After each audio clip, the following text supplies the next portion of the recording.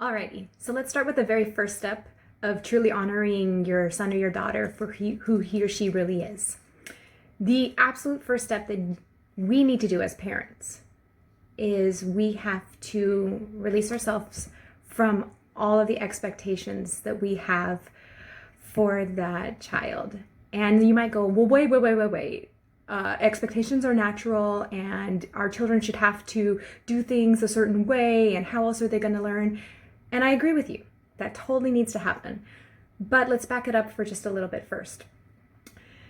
We all come to parenting and to interacting with each other, whether we're parents or not, with a certain set of expectations of how something should look, how people should behave, how people should act. And although it's natural to have these expectations, sometimes it's important to first really question where they come from and if these expectations are valid.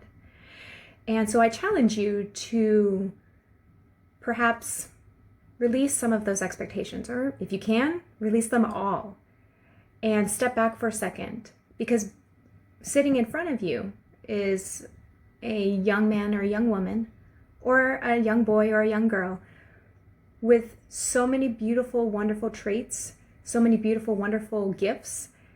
And sometimes those gifts and those traits that are truly theirs and are truly magical don't get a chance to step comfortably into the forefront because of the expectations that we as the adults in their life place on them.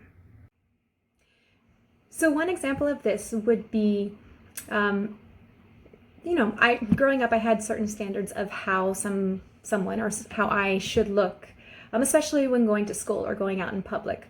I wanted to ensure that my hair was always done a certain way. I learned from a very early age how to do my own hair because I never loved the way that my mom did it. Shout out to my mom, you're the best. I learned how to braid my hair at a very young age and to do things on my own because I wanted to look a certain way when I was out in public, and that's how I wanted to represent myself. And as I grew older, I also noticed that I started doing that maybe to my boyfriends. They should dress a certain way or look a certain way when we went out because somehow I thought that it reflected on me. And then as I got older, even older, right, and got married and then adopted my son, it definitely played a part in my world. My son, though, was the main one to come and challenge me on this. And so my expectation was that whenever we went out, he was going to look a certain way. He was going to look presentable. And that's how I like, presentable. His hair was going to be combed. He was going to wear clean clothing. He was going to look put together and cute. And that was like one of the first main arguments that we always had. Once he learned how to talk, that was the main argument. He absolutely hates to have his hair done a certain way. He hates to be all prim and proper and put together in a certain way. And like I said, it was a point of contention for a very long time. And what I had to do was, first off, finally get to the point where I was fed up fighting. And second, recognize that no matter how hard I pushed, he wasn't going to give in. And so we were going to continue to butt heads regardless, because that's how it was going. So I recognized and realized that I had to drop my expectations, because those expectations that I had really reflected on me. They were not his expectations. He did not own them. They were mine. And for him, it didn't matter so much how he looked or what he wore, because to him, it did not, and to this day, does not define who he is.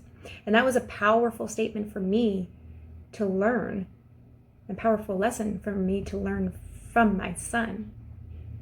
And so I have surrendered that expectation for him. And he gets to decide when he cuts his hair, what it looks like, pretty much what he wears until, there are certain occasions, you can't go to a funeral in shorts and an athletic shirt. That doesn't work.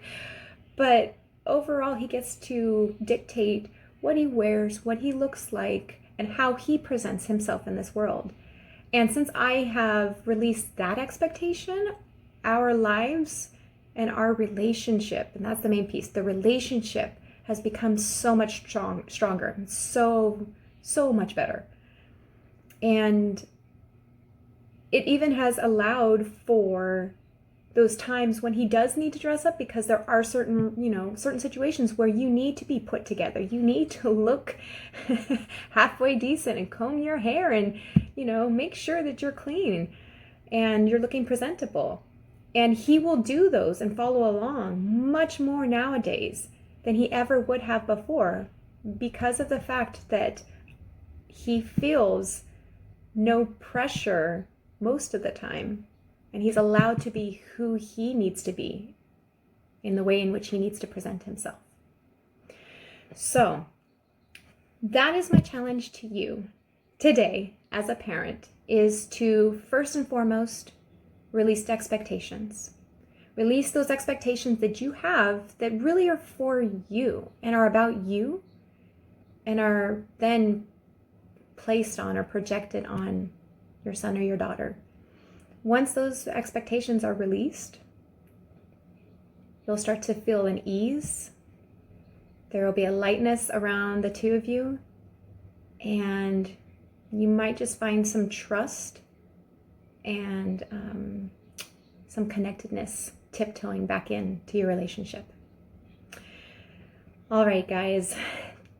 Thanks for listening to the first step. I'll be back with step number 2.